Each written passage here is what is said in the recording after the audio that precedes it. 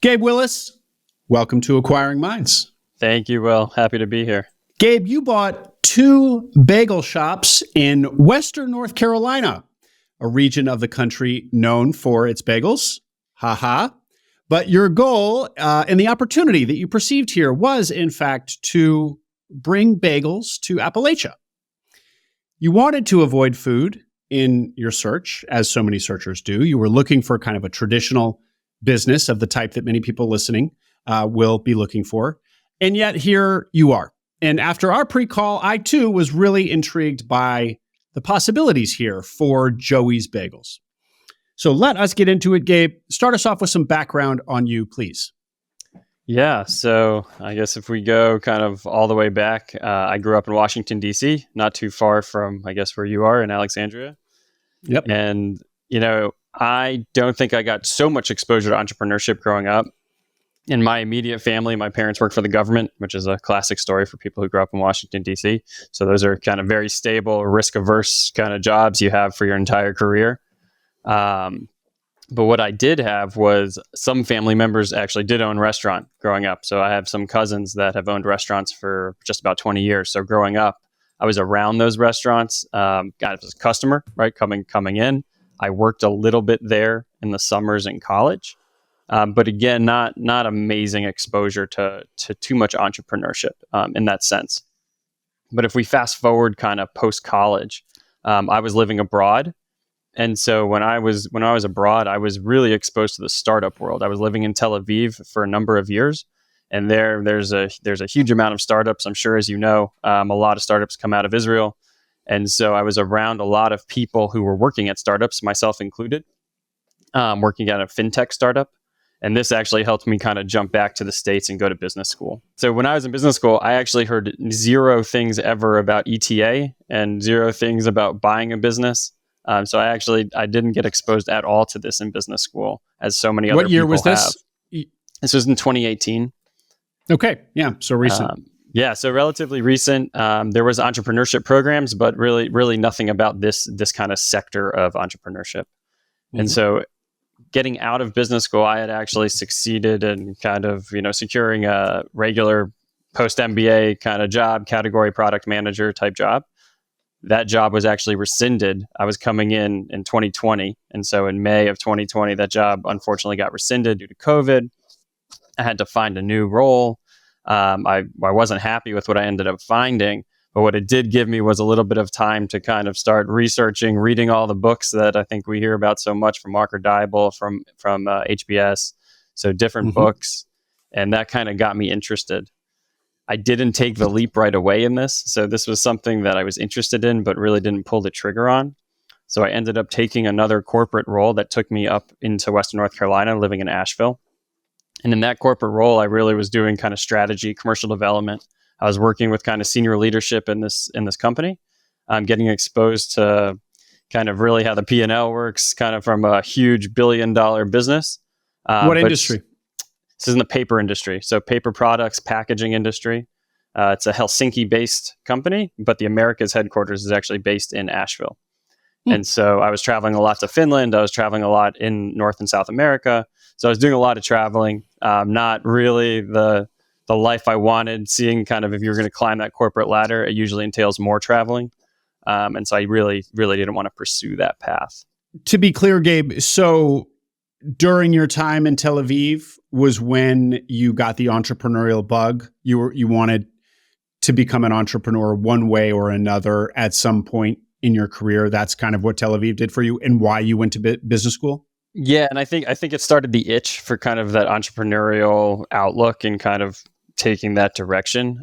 I think like a lot of people, you kind of sit, you have beers, coffee with friends, and you're like, oh man, this would be such a great business idea. This would be a great business idea. And, you see that a lot, but you're also in an area where a lot of people have actually taken those ideas and made them tangible and then kind of had exits, right? Yeah. And so I think that at least sparked it. Knowing kind of who I am, what my capabilities are, I don't know if that was ever going to be that I'm going to start a business and do it that way, but it definitely did spark because you're not a tech guy. Not a tech guy. And so that generally, that's not kind of, you can't do it if you're not a tech guy, but it helps if you are. That's kind of at least my perspective on it. But what it did do was, man, maybe I need some more business background to kind of take the next step, because I wasn't feeling like I was getting to the next step in the fintech company that I was working at, which was also a startup at the time. Now I think it's gone public. And that company was called Payoneer. It's a cross-border payments company. But I think that was the right move. And obviously, I think, I've gone down the path that I wanted to go down ultimately. Great. So you went to business school to kind of fill what you perceived as gaps, but with an eye toward becoming an entrepreneur. Learned nothing about ETA, didn't really know about it at business school. How did you discover ETA in or after business school, and then pick up those 2 books? Yeah, really just searching around online. I think thinking about kind of ownership, talking about it with a couple colleagues that were at that role that I didn't love kind of right out of business school. We kind of would chat about it. And then, you go home, you do more and more research about it, and kind of you come across these books relatively quickly. And in COVID, working from home all the time, so you end up having a little bit more time. So I was reading these books. I was thinking through some things. But again, I never thought it was the right time, kind of in my personal life with me and my wife. We had just moved. We were in these new jobs. It didn't seem right. So I kind of just pushed it off, even though the itch was always there. And it became clear to you that you would buy a business to become an entrepreneur, that when the timing was right, that would be the path? Yeah, I think so. I mean, you could also characterize this as maybe like, let's say a 4-year search, half search, but not really, right? But I was always looking at kind of like what's online, what's there to go buy, but I would never do it. And I wasn't doing it in a super serious way until relatively recently. Okay. All right. So you're at the big paper business whose headquarters in the Americas is in Asheville, a Finnish business. And what? Yeah, and actually I did really well there. I was on a really good path. I started in a pretty senior position, and I kind of kept working my way up there. I was the right-hand man to the highest ranking person here in the Americas, who actually just became CEO of that company. So, I was in the right places, kind of with the right people. I felt very comfortable, but I really wasn't kind of getting out of it on a personal basis. I wasn't feeling fulfilled with what I was doing every day. I was doing a lot of PowerPoints, right? A lot of presentations, in-person presentations, kind of speaking in front of the company presentations, doing a lot of kind of one-on-ones with other senior leadership to kind of be that, let's say, like throwing thoughts out, and just kind of spitballing kind of what we can do going forward for the business. But again, ultimately, it wasn't really what I wanted to be doing. And then kind of step in having a child. And I think this might push more people away from buying a business than towards it. But this really pushed me to the place I needed to be. So when I was on paternity leave, because really I wanted to be home more. And to me, being home more actually, and that's sleeping in my bed more. I don't know how much being home per se, but sleeping in my bed more and not traveling as much.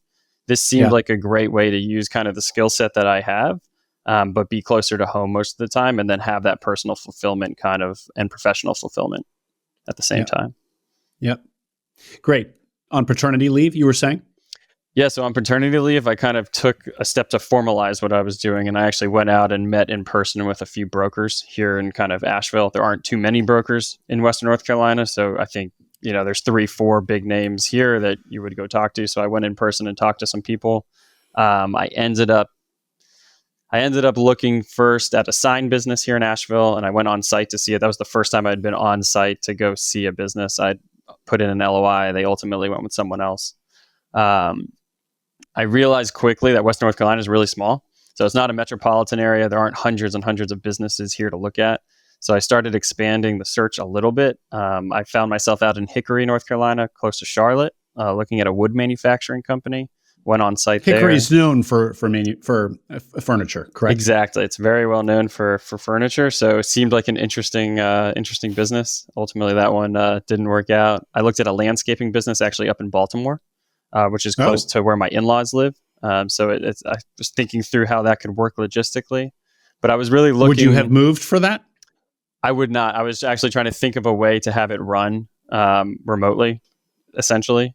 But it ended up being too complicated on the employees and whether they're full-time employees, how they're getting paid, that type of thing.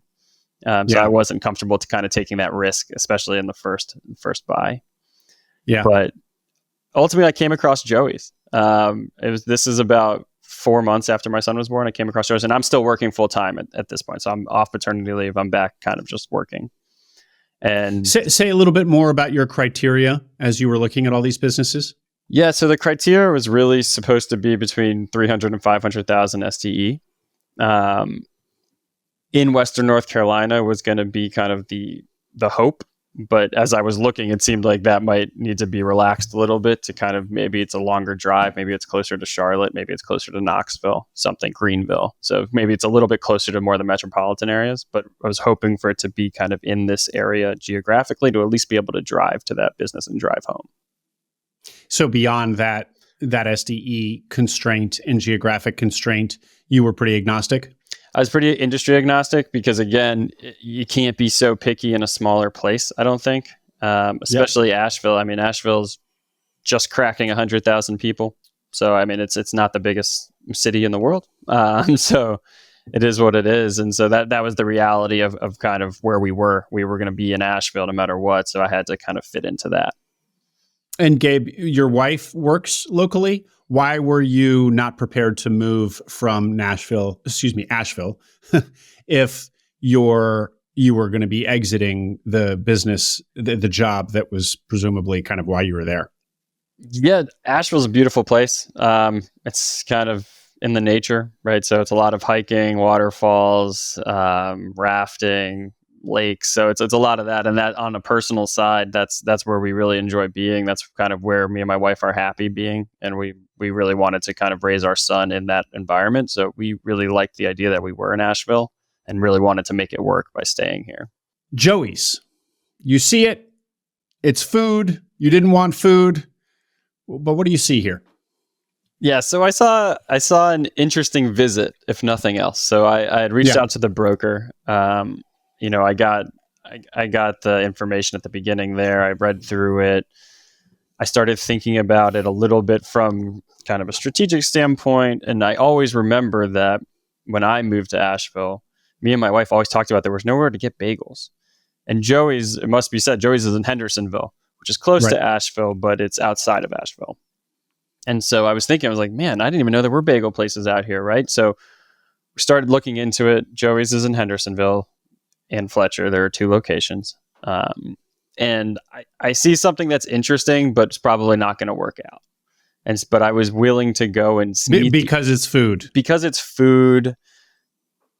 Food was not the top criteria there. It's not something I ever really wanted to do, but I knew it could work, especially because it's a specialty food, right? Bagels are very special. That's not just, a grill on the side of the road, but it's something that takes a technical skill.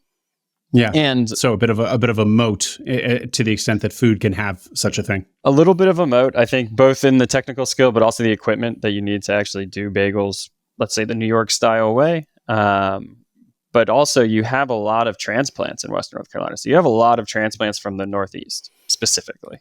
A lot of New York, a lot of New Jersey. And then you also have people coming up from Florida, which you generally find also came from New York to Florida and then are also up here. So there's a lot of bagel loving people in this area without a lot of bagels to be had. So it became kind of more and more of an interesting prospect as you keep going down the road. Mm-hmm. And when you visit, what do you find? Well, before you visit, tell us what the bullet points were that were included in the teaser. How big a business is this? How much revenue is it generating? How old, employees, et cetera, please. Yeah, so it's a 13-year-old business. So it's been in play for a bit, more so than maybe it just started a couple of years ago and they're selling. There are about 50 employees, so it's a lot of employees.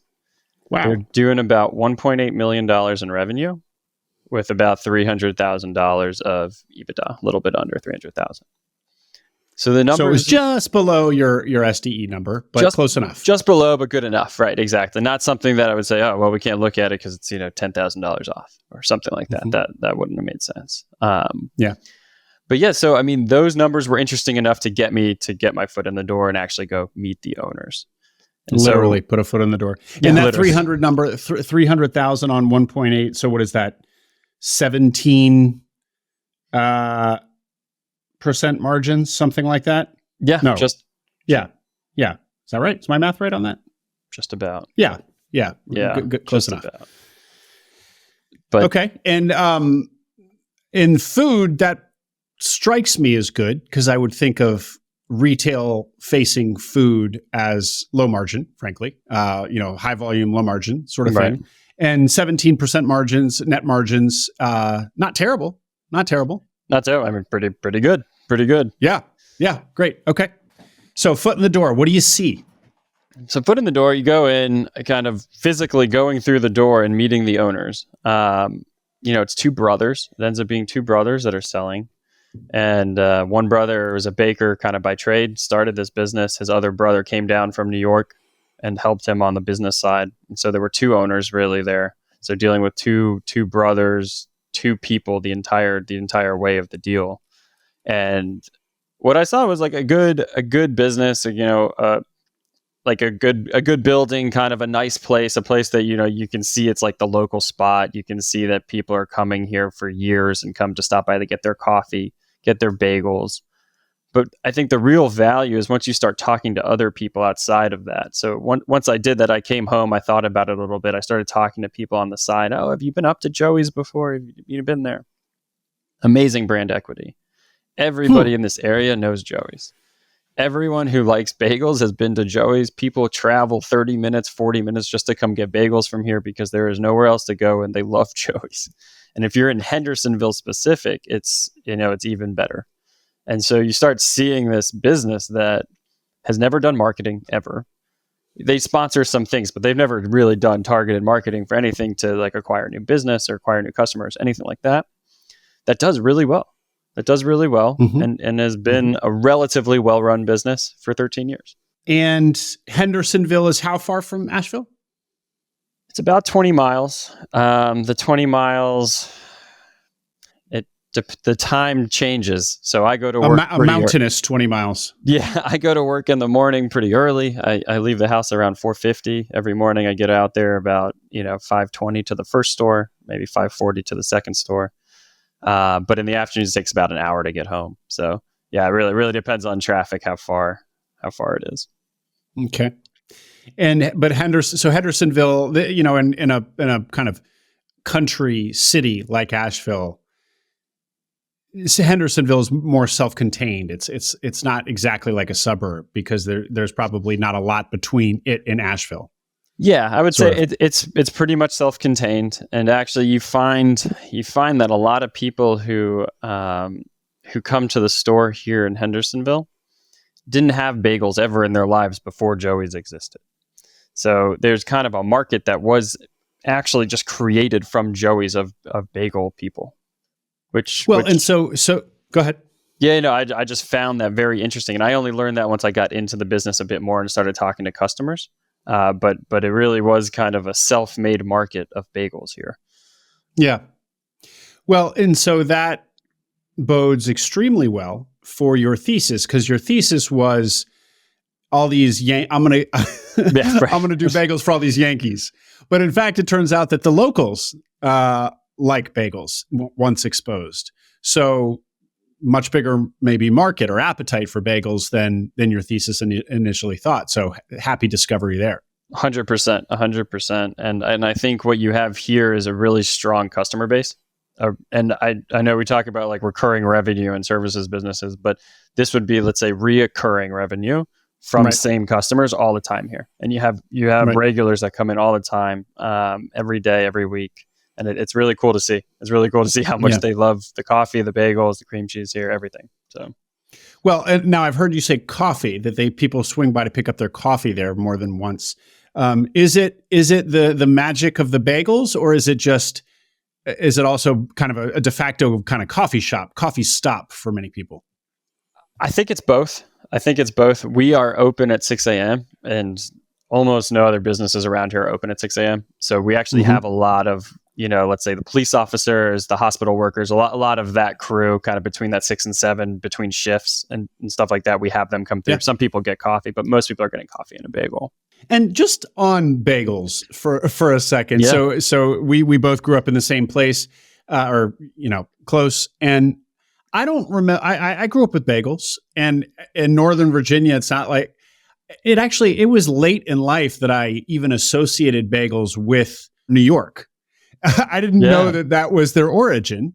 And so I don't consider it this urban or northeasty food, but I guess it is. I mean, I guess I was kind of in DC. I was still close enough to the orbit of the origination of the bagel that it was normal to me. But if you go into Appalachia, it's exotic. I don't know if it's exotic, maybe different. I've definitely been told more than once by a customer that it's a biscuit with a hole in it, but to each their own. Yeah. But I guess it's just different here. I think because Asheville, this area has kind of, let's say, come on the map, quote unquote, in the last maybe 10 years. It kind of hasn't been hit with those kinds of things like a bagel shop. I think it takes a bit of capital to open one. And so, it just hasn't happened there yet. Okay. All right. Well, great. Good. You're going to make it happen. Yeah. We hope. We hope. Okay. And I guess now tell us a little bit of the diligence. How did you, so you like what you see, the brand equity, which I'm definitely going to return to that point. Kind of walk us through the process of getting more serious and ultimately buying it.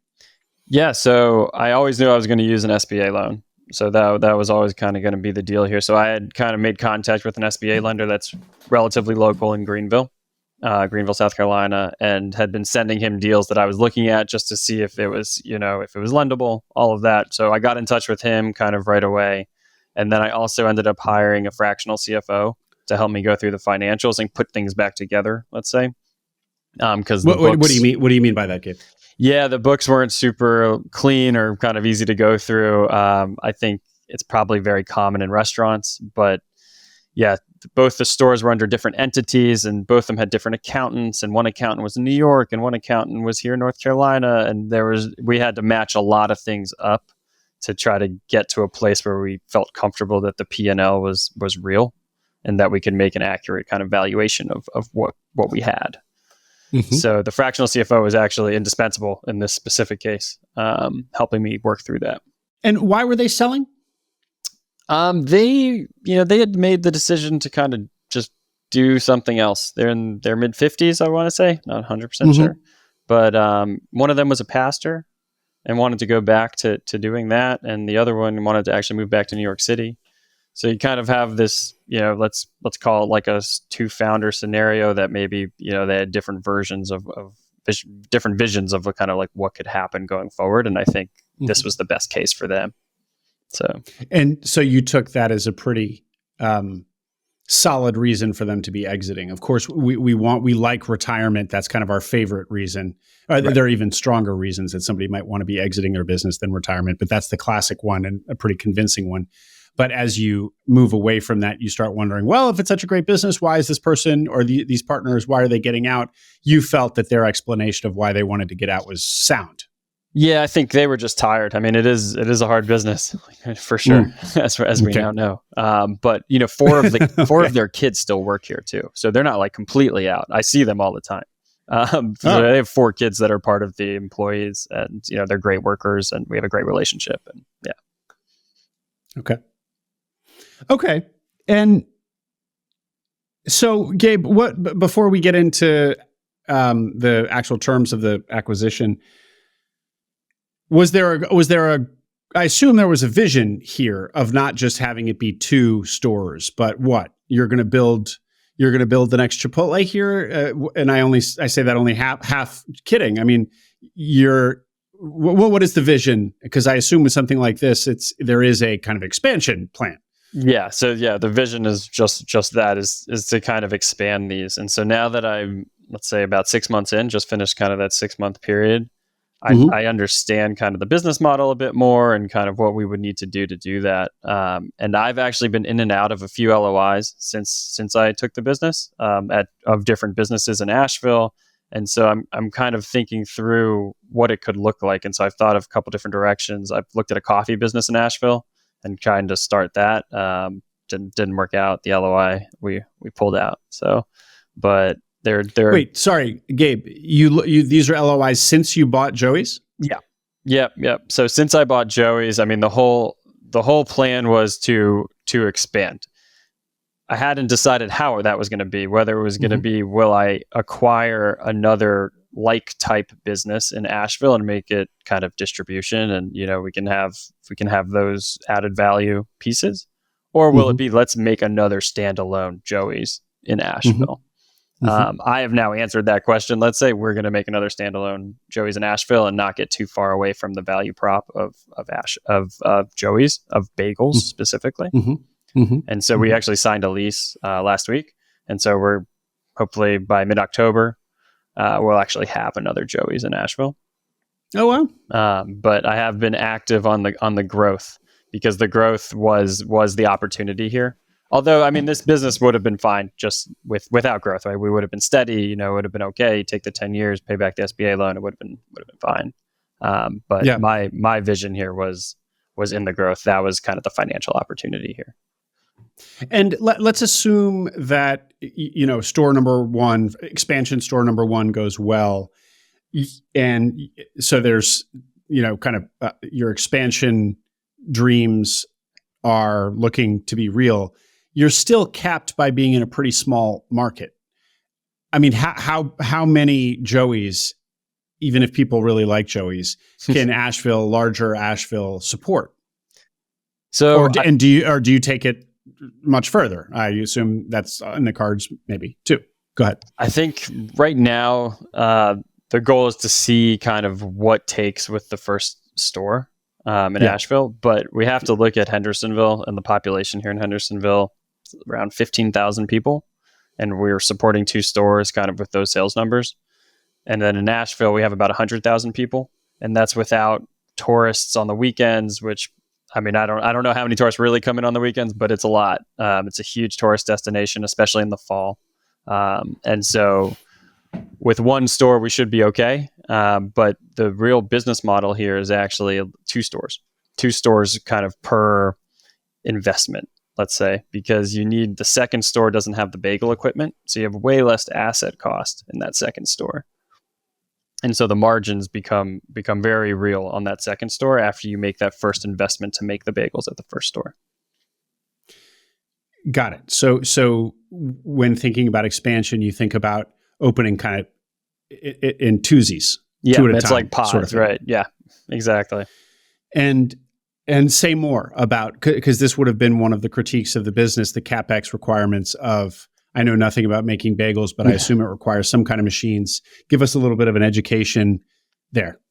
Yeah, so there's really 4 major assets that we have. So the bagel machine itself, which is a rotating oven. So if you think of just like, I think we have 80 burners on the bottom of this gigantic rotating revolving oven. And we put that at 490 degrees, and that's where we bake bagels every night. And so we have a baker that comes in every night and bakes there. We have a kettle right next to it, which is a 45-gallon kettle. So it's a really, really big kettle where we kettle the bagels before they go in the oven. And then we have a mixer that takes 150-pound doughs that we have to mix together. We do about 900 pounds of dough a day. Sometimes it can be between like 600 and 900 pounds of dough. And then we have a bagel former. Unfortunately, we don't roll by hand. We don't have the labor, the skill set to kind of do that, which is, I guess, the old school way. That would be the truly authentic thing. We are still in Western North Carolina. So, but yeah, so those are kind of the 4 big assets that you would have, and specifically in that kind of manufacturing production store, which will be like that first store. And speaking of authenticity, these other links in the chain to crank out a bagel, are those the old school way? I mean, is there some special recipe here, authentic recipe or quality angle of the way Joey's does their bagels? Because bagels, like pizza, is something that, everybody's got, who know the food product, everybody's got an opinion on, this approach is better than that. We have no short of opinions of customers that come in for it, that's for sure. So we do New York style bagels, which is kettling the bagel, like boiling it for a certain amount of time, and then baking it in that revolving oven. And so that will get us kind of that New York style bagel, rather than if it's not New York style, it'll be put into a rack oven, kind of set on a timer and come out. Okay. And so there's just like a different technical expertise that's done there. And so and presumably more expensive in the production. Yeah, more expensive. Definitely more expensive, but we're paying for higher quality, which we produce, and we hear it from customers all the time that they can't find this type of bagel anywhere else. Because you do have bakeries in this area that have bagels, right? But they're done differently. They taste different. So. And sorry, so what is this? What is the taste profile or texture profile of a New York bagel? It's crispier, the crispier on the outside, sort of. It's a little hard on the outside, but still chewy on the inside. And so, you can do kind of like a knock test. You can knock on the outside, and you can hear it knock, and then you open it up, and it's chewy on the inside. Oh, yeah, that is different than the types of bagels that I'm used to. That sounds great. Okay, and so then to open a new location, what kind of CapEx are we looking at? Yeah, I think it'll be around $160,000 in the end. And most of that really is going to buying those assets, those 4 specific assets. Because we found, a location that was a previous restaurant. So there's no huge kitchen build out. There's really just building the connections, the utilities connections for these assets. That's the big cost. Mm-hmm. And that 160, you finance this? Yeah, so we're using bank financing. I brought on a small investor, and then I'll put some equity in. But in the end, it won't be so much for me personally. Okay, so 160 to open, and that 160 across 2 locations. So you hope that 160 will yield $1.8 million in revenue in the same way if we're just a crude kind of comparison to Hendersonville. Exactly. And I think it can do better just because I think pricing is a little bit different in Asheville. And I think 100,000 people, I think we'll have more people coming through. Right now, we know days where it's a little bit lower here. So I think there's a good potential there to beat what we do here in the same two stores, same footprint. Mm-hmm. Mm-hmm. Well, the economics of we didn't get what you paid for the business. So circling back a little bit. Let's get that, please. Yeah, so we paid $625,000 for the business.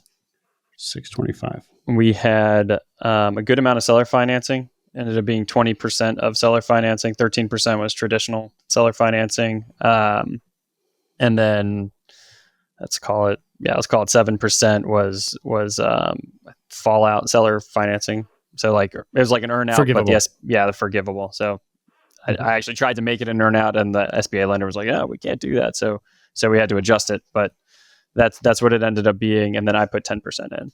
So $663,000 to own this business plus deal costs, right? Yep, exactly. And pretty great. And the business is doing $300,000 in SDE. Now, a lot of that is going to be eaten up by, of course, your new debt payments on the business. So call it half of that. So let's say you have 150 of SDE left over. How much are you paying yourself? Yeah, so it'll end up probably being around $100K for the year. So taking a lower salary to make the investments that we really need to make here in these 2 stores to be able to get things set up correctly to be able to expand. Great. So $100K, and then to you, 150 to debt. Call it very crude numbers here. Leaves a 50 of that 300 SDE left over to reinvest in the business. How are you finding the J curve or expenses that you either anticipated or didn't? Yeah, so a good amount of didn't. So one of the downsides here is the investment in maintenance costs, just in assets, let's say. And so there might have been light investment in the last couple of years here on the assets, and so we found that we've made a good amount of investment in our kitchen here in the larger store that has all the bagel equipment.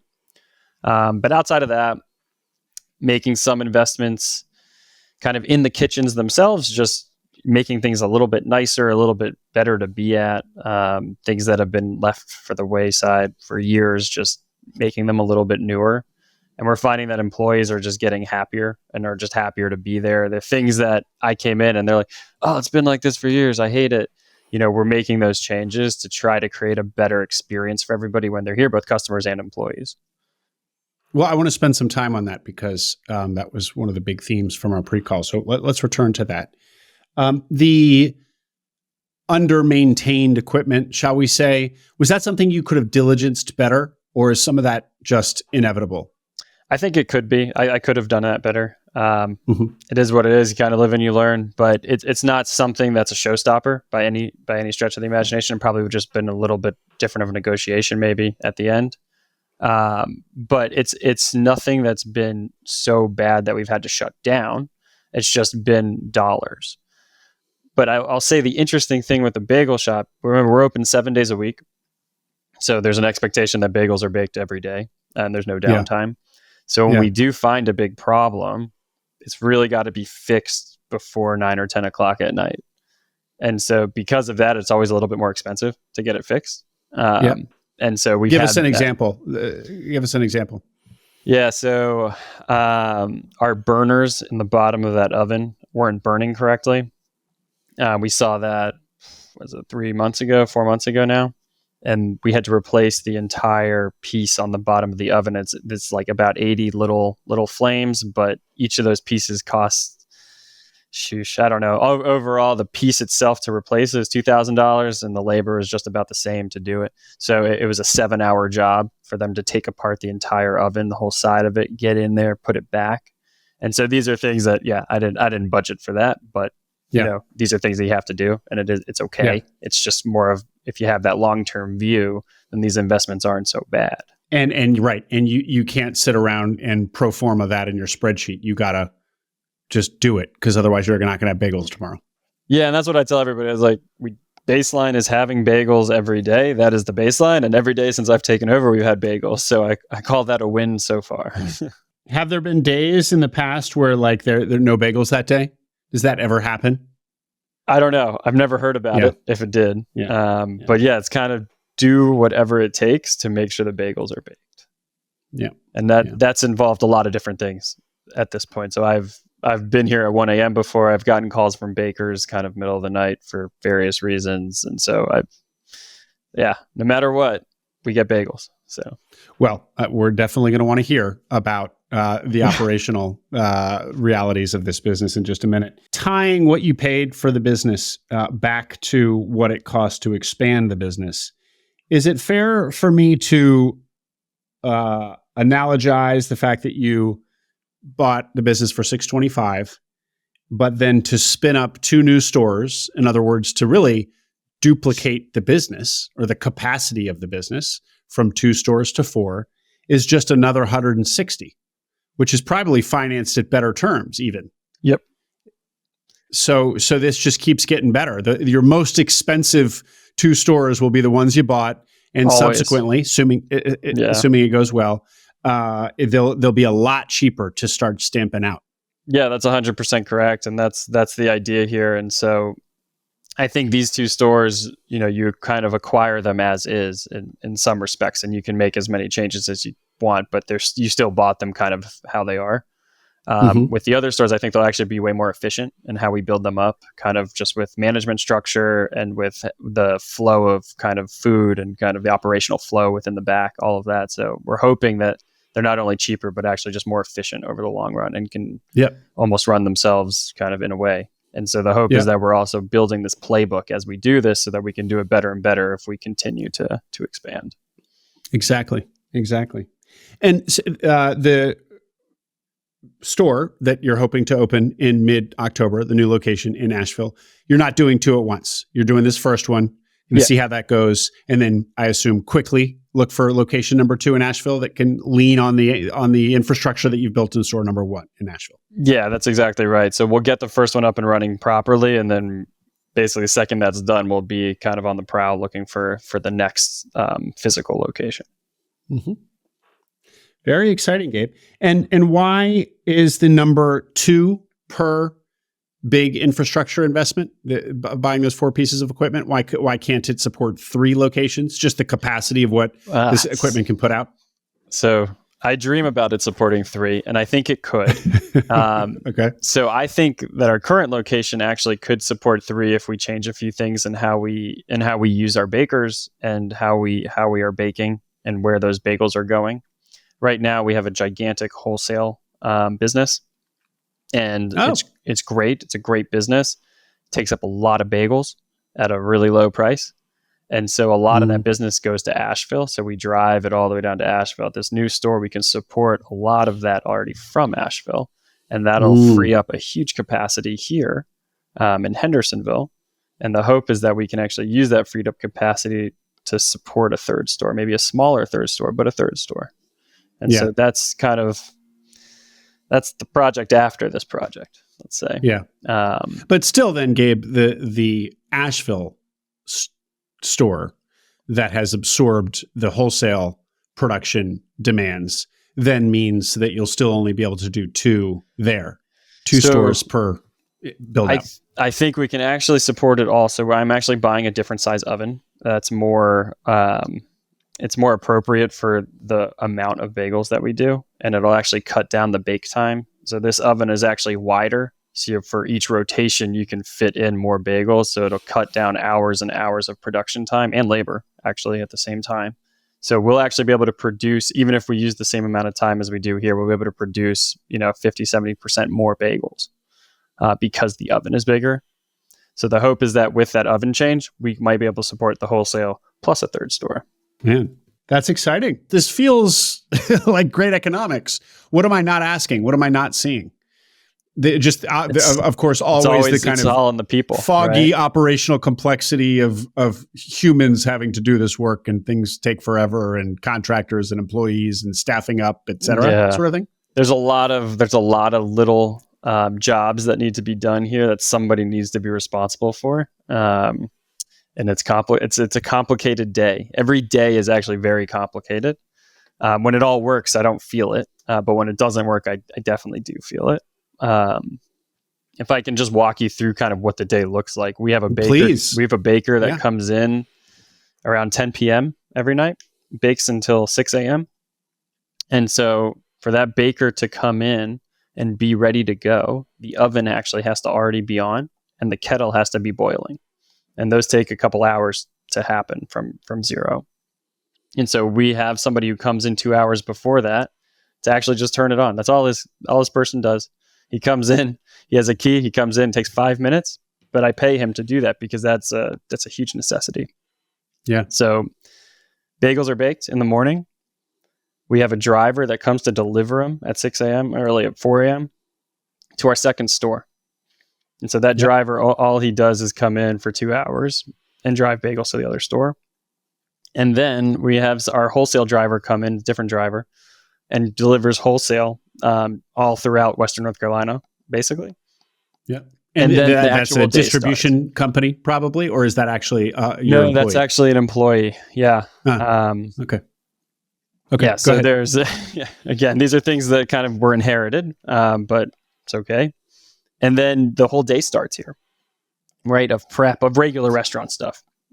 Yeah. But every single one of those jobs really has to happen for the day to be successful like for Joey's every day. So there's a lot of pieces to keep tabs on. Well, so let's hear about that just in terms of like your now lifestyle and your now perhaps emotional state on some days. This complexity, does it get to you? Is it wearing? Is it just like, or do you kind of, up level yourself and you're kind of used to it? Or what? I mean, what's it really like, this new lifestyle of yours? It's tough. I mean, it's tough. They say the restaurant business is tough. It is. That's the bottom of it. But I always told my wife when we started this that those first 6 months kind of that was my runway to like get it squared away a little bit. The first 4 months were very tough. It was a lot of being here after hours, being here really early. I still come in early, but really early, like 3 a.m. early. Whoa. Yeah, it's to do what? Just make sure the baker was doing what they're supposed to do? Yeah, be there with the baker to learn the business for one, just to be there learning how they actually do that. But if a driver doesn't show up, somebody still has to drive those bagels. So really kind of being the call. That's kind of what I was for the first 4 months. Is people were very comfortable, almost too comfortable, just calling me for all the problems. And so since then, we've kind of restructured the management team. And so I have a manager in place, so that doesn't happen anymore. Not too much. But it's been 6 months, Gabe? It's been 6 months, yeah. So August 1st was 6 months. So what does that mean? Feb 1, you bought it? Yeah. Yep. Okay. Well, I have to say, and I didn't mean to interrupt you, but just quick aside, 6 months, and you have a manager, you feel like you have your arms around things now, or you're still very much in. And this was one of the positives of the actual buy, is that there were a couple of managers in place that had potential to do more than what they were actually doing. We had former owners that were very hands-on and didn't want to relinquish any of that kind of ownership or responsibilities of tasks. And I've come in and kind of empowered those managers to take on more of those tasks and really empowered those managers to show up at 3 a.m. Right. Or just be responsible for somebody who is supposed to show up at 3 a.m. Yeah. But yes, and that's why the whole expansion can work, because there is an org structure that can support it. And it sounds good to, empower these managers, but the reality is they're getting more work. Did you have to increase their pay? Is this J-curve stuff? Yeah. I have. Okay. I have increased pay, and I'm sure there's more coming down the line with the expansion. But everybody here is pretty bought in, I believe. And so I've even had, and it sounds funny, we're really just a bagel shop here, but I've had a management team meeting. We came here after hours. We have some branded stuff that we're giving to the management team, and we're trying to raise people up and have people take responsibility and be empowered. And what we're seeing is that because we're opening these new stores, people are excited about growth.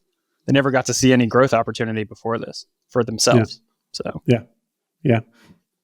Exciting. The baker.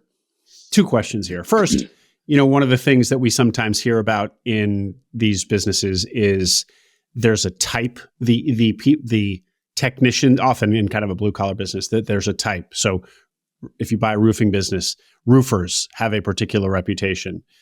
HVAC and on down the line, painters and on down the line. Bakers, never talked about bakers before. They are night owls, I assume. I mean, it must be hard to find somebody who is willing to work from 10 p.m. to 4 a.m. every day in a mission critical task if they can't call in sick. So address that, and then follow up question, since I'm got momentum here. What the heck do you do if that person, your thing about bagels is we got to have bagels, got to have bagels. What happens if the baker calls in sick, gets hit by a truck, whatever it is? So it is a specific type of person for sure.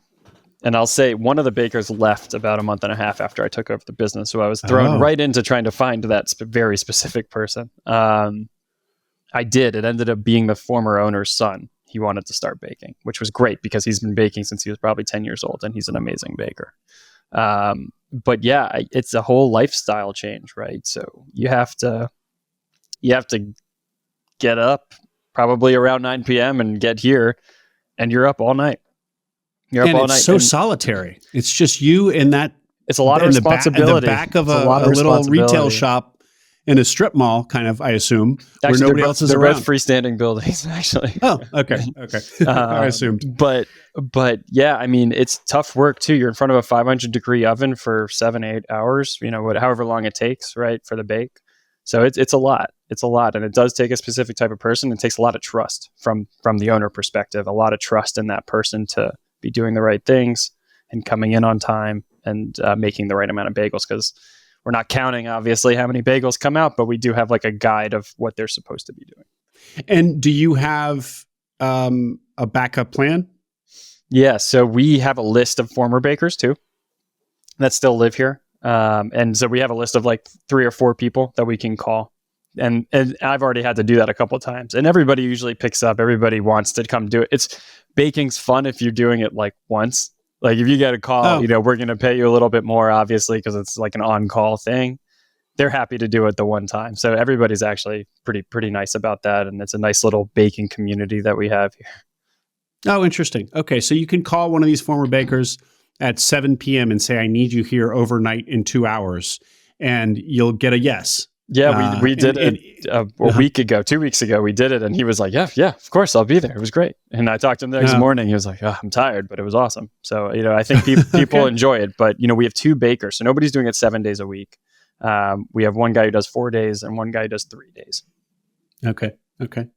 And when you were talking about learning the business or doing the work of the business, doing the wholesale route, I assume here and there, et cetera, did you do any of the baking?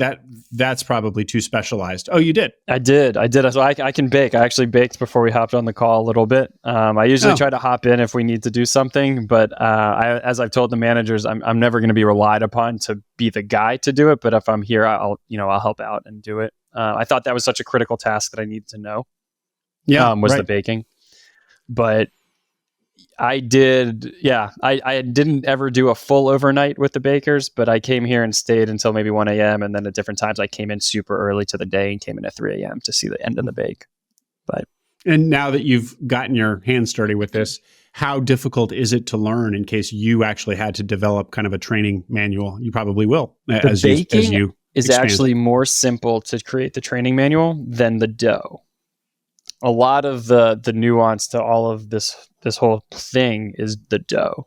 And so the dough, there's a lot of touch and feel, which obviously makes it a lot harder to make that kind of, you do this, you do this, you do this, and making it into a manual. And so we're constantly kind of working on that right now, of how do we really kind of write out what this should be. Because it really is, it depends on humidity also in the kitchen, of like how hot it should be and how hot the dough will get. So you need to cool the dough down. So there's a lot of different factors there. I got to say, Gabe, you seem to have adjusted well. I mean, you seem like a natural, like this all feels very natural to you. Am I don't know. I'm trying to think if my other guests don't feel natural in their position. I'm not suggesting that, but they're, I don't know. You're 6 months in, and it seems like you've adjusted well. Maybe it's a simple business, not to belittle how hard the work is, but maybe it's just quite a simple business ultimately. The nuts and bolts aren't super complicated, right? We need to make bagels. We need to sell the bagels. But I think what it is, like on a personal side, you saw the pictures on my LinkedIn, right? So I have this. I never really enjoyed being kind of in the MBA, going to corporate and doing those things in that way of like dressing up and, doing the presentation on PowerPoint in front of everybody. I'm more comfortable in this kind of environment where, I wear a t-shirt to work and, I'm hanging out with everybody at work, with the employees, and I can be so personable with them. And there isn't this huge hierarchical structure.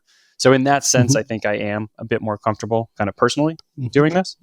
But there are a lot of things that still stress me out a lot. And that's, are the bakers coming in? Is this happening? A lot of things that will happen when I'm not here. So I'm learning to kind of trust others to ensure that that's happening, like the management team. But I will say I'm still getting more comfortable dealing with customers every day, specifically the not happy ones. So that's something that is taking a lot of time to be more comfortable in dealing with and not overreacting or making the wrong step kind of with that.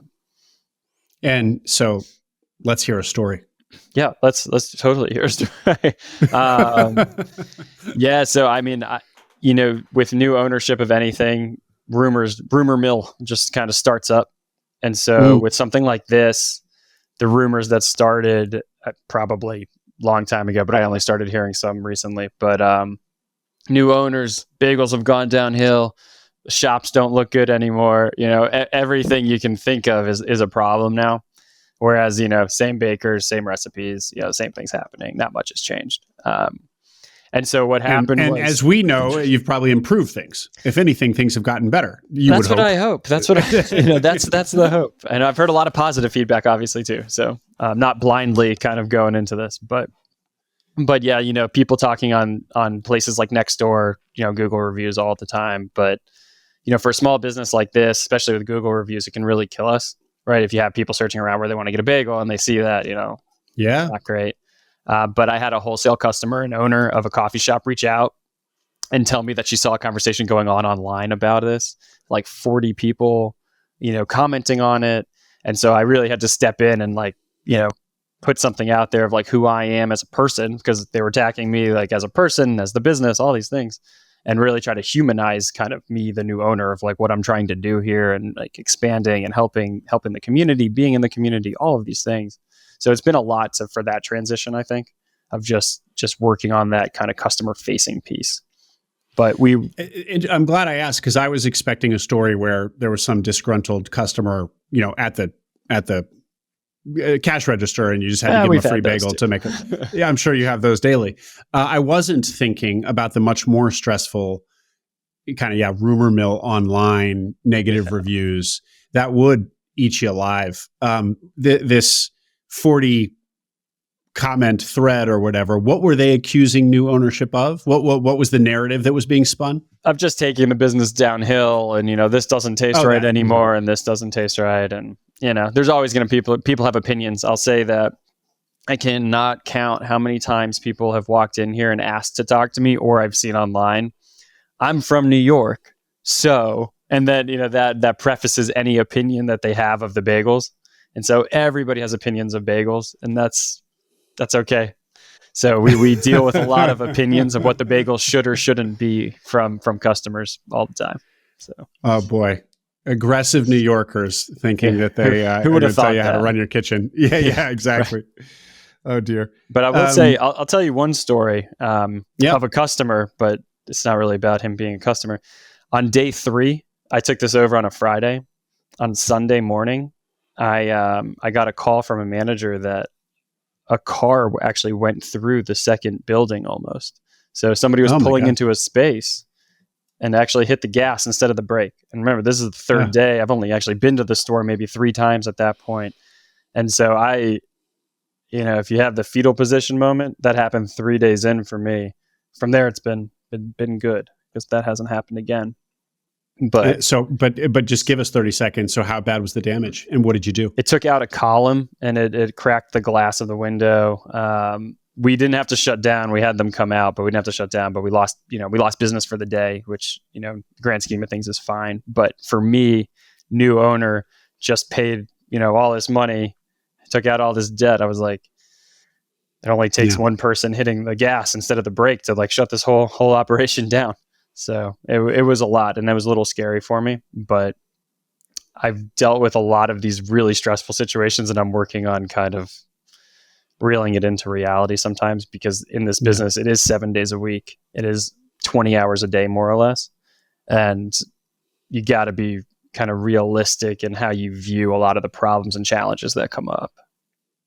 Well, let me riff on that, Gabe, because I feel like when we talk about fetal position moments on this podcast, one of the things that you'll hear people who have been in their business longer say is not that I don't have fetal positions anymore because the business is so much stronger and healthier, but because I've just developed muscle around some of these problems that I considered absolutely existential crises when they happened to really just be part of the day to day. It's just right. Like you just get used to some of this stuff.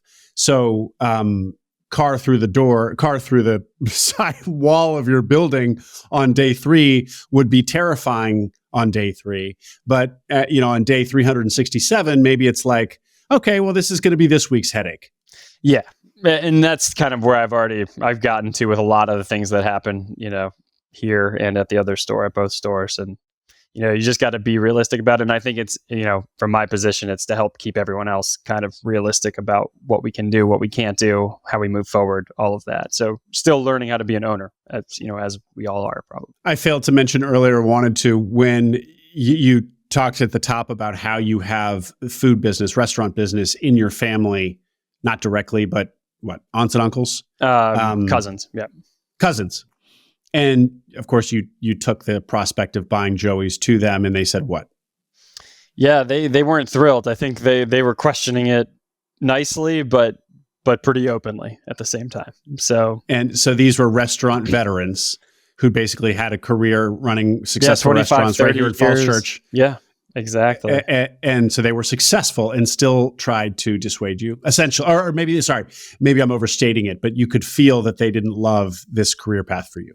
Yeah, and that goes with, and it's them, it's also the rest of my family, I think, as well, right? I don't think anyone was really excited about it per se from that perspective, going from a very solid corporate job to this. But at the end of the day, and this is what I explain to them, and I explain to my family all the time, is that the vision for what this is for, what Joey's is and what can be, is very different kind of than what they have.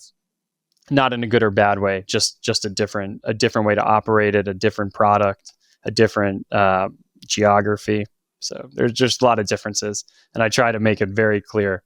But yes, on the whole of it, nobody was actually excited and was encouraging me to buy a restaurant. I would say not many people would do that. So. Yeah. But to be clear, they're seeing Gabe buy 2 little bagel shops in country town. And you're saying, no, this is, imagine instead 5 years from now, 10 years from now, that this is a 30 location, strong regional brand that I've built up. 100%. Right? Yeah. You gotta kind of get that vision out there to bring them along on it. So, and Gabe, so I think this question answers itself, but I assume that in fact, if you don't realize that vision, or if you find that for some reason the expansion doesn't take, then you also will feel a little stuck. Like you don't want to just be the proprietor of 2 bagel shops.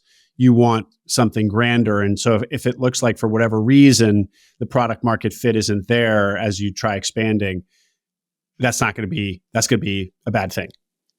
I don't think it would be bad. I think we would just pivot, right? I think there's a lot of food and bev in Asheville. It's a very kind of food service oriented place. So I think there are a lot of other things you could do with maybe acquisitions of coffee, acquisitions of traditional bakeries. So there are different things that you could do even if the product market fit wasn't there.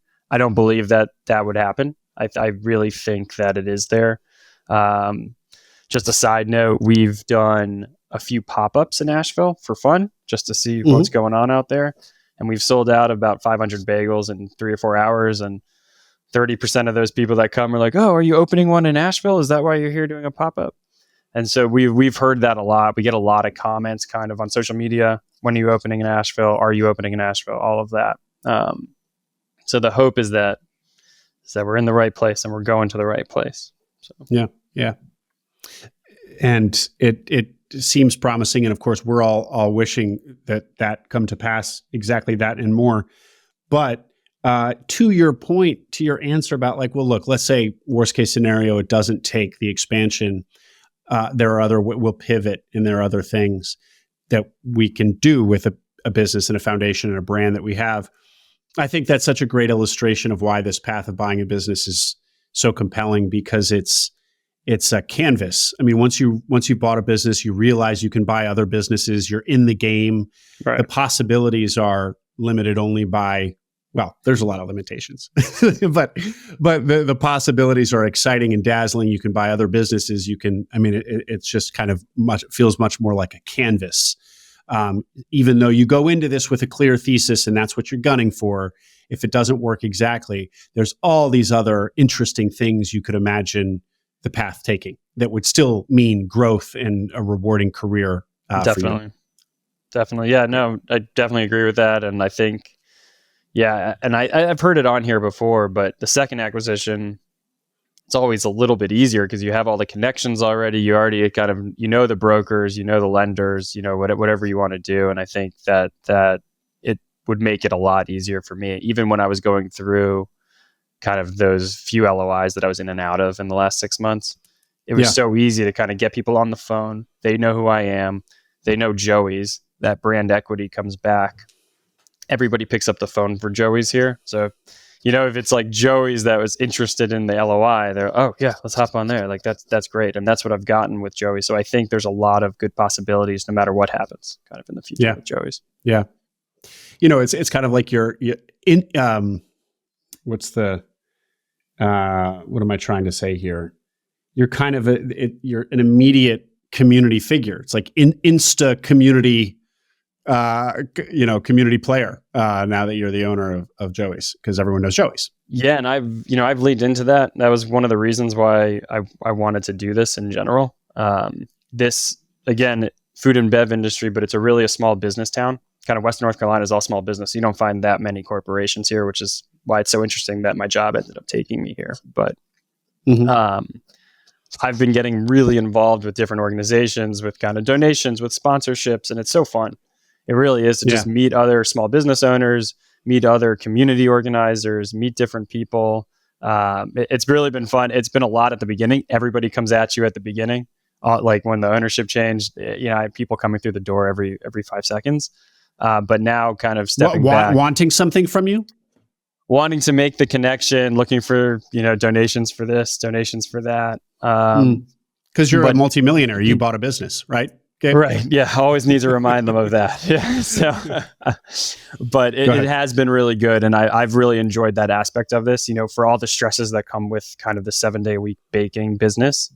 It's amazing to be able to be involved with the community kind of on this side of things, on the small business side of things. And people do know who I am. People do know Joey's. And it's been fun for me and my wife to kind of be involved with different things. Well, I need to call out something that will be obvious to listeners. This episode will have aired 3 weeks probably after my interview with Jackson Speaks. Jackson and his partner bought Cowgirl Cafe, a small restaurant in the Destin, Florida area, and then for a local chain called Pizza by the Sea. Both Pizza by the Sea and Cowgirl Cafe had this incredible brand equity. These were kind of institutions that, everybody they're in kind of a beach town tourist area. So when people come for their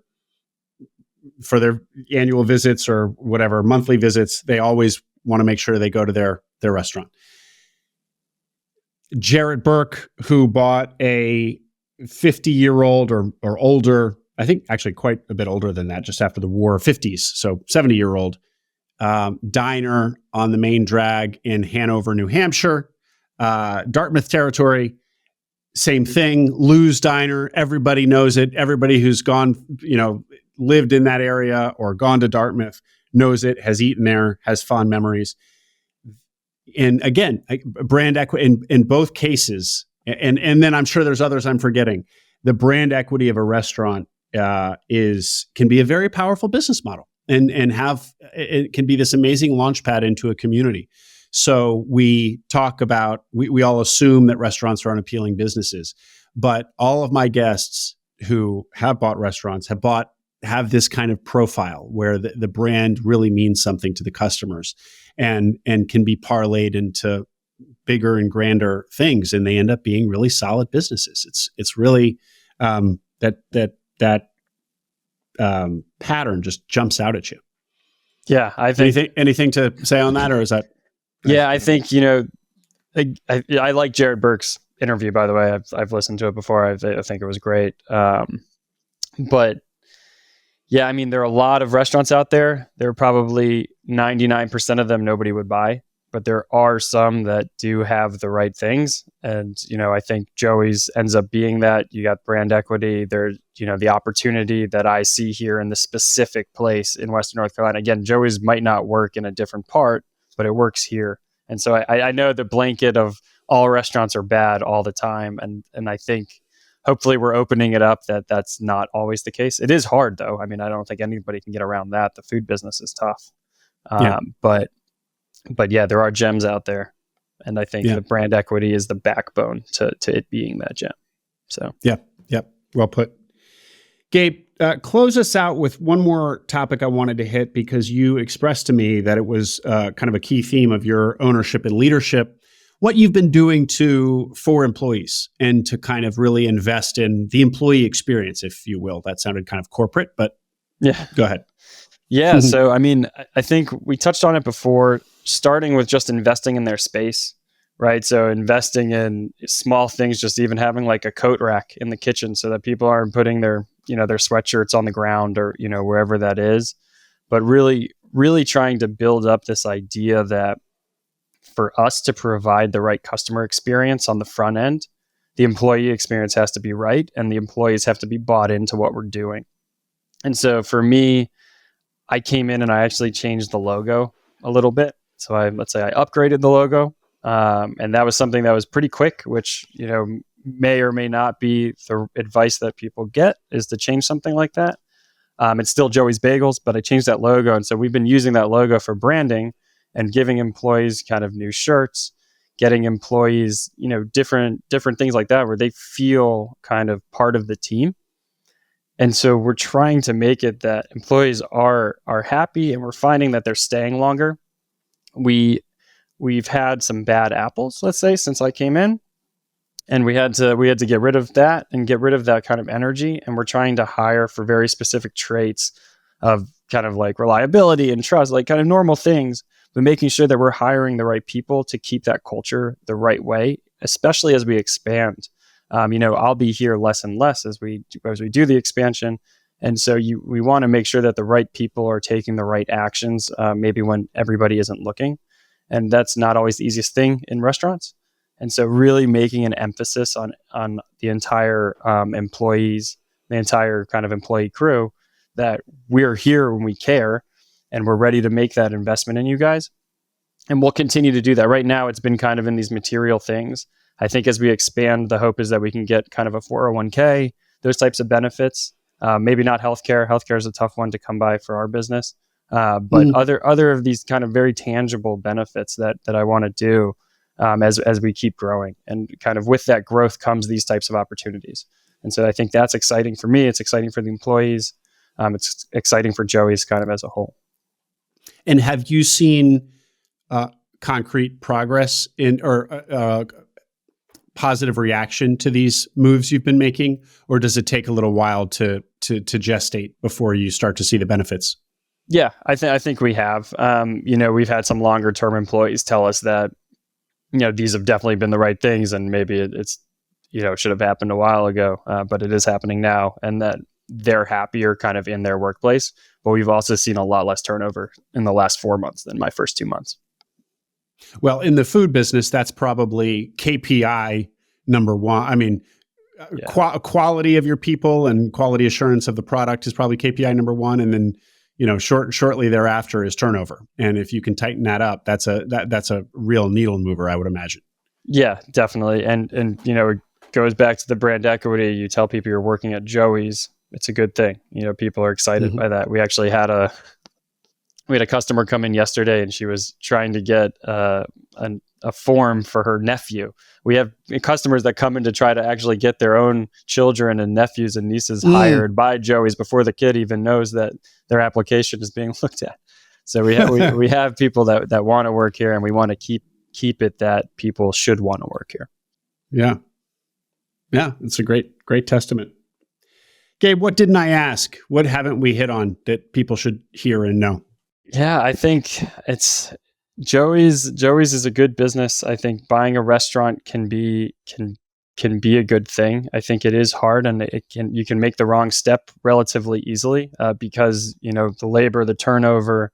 I think in this business, so many things happen every day, all week. But if you have that vision of kind of getting the structure in place, expanding, kind of doing these things where we can keep growing kind of Joey's, I think it's a good thing. But what I tell my employees and my staff is just focusing on the customer experience. For me, that's the employee experience side of it, but the customer experience is the most important thing here. And what I've been telling them recently, because we do have customers that try to pull us in different ways, is that we need to give the customer experience in the framework of our business. And we can't be pulled here to do different products that we don't actually do. We can't be pulled out here just because a customer needs this, but we need to do it within our framework. And if we can do that correctly, Joey's will keep growing itself, and Joey's will continue to have that brand equity. But the customer experience has to be the number one thing, because that's where customers see us. That's how they feel when they leave, is the most important thing here. And so we try to work on that every day. And I think in any business that makes sense. But specifically, we see probably 400 transactions, maybe 800 people a day come through. it matters a lot for every person that leaves. Yeah, I mean, and you've just nailed one of the other things people don't like about restaurants, which is every experience. There's so many touch points with the public. Every one of those is a potential negative review. Exactly. So it's kind of like it's relentless quality. You just need because for every person who's buying a bagel, that's their single experience with Joey's for that day. So for them, it matters a lot. For you, it's just one of 400, but you've got to deliver it to their expectation. Hard to do that. Yeah, and it should be said, I make this clear to the bakers specifically too, because they make between 3,000 and 3,500 bagels a day. It's hard to make every bagel really perfect, but it's always unfortunate if that one picture of the one bagel that doesn't look perfect comes up on a Google review. So we try to make it clear that every customer experience really does matter for everything. Yeah. So yeah.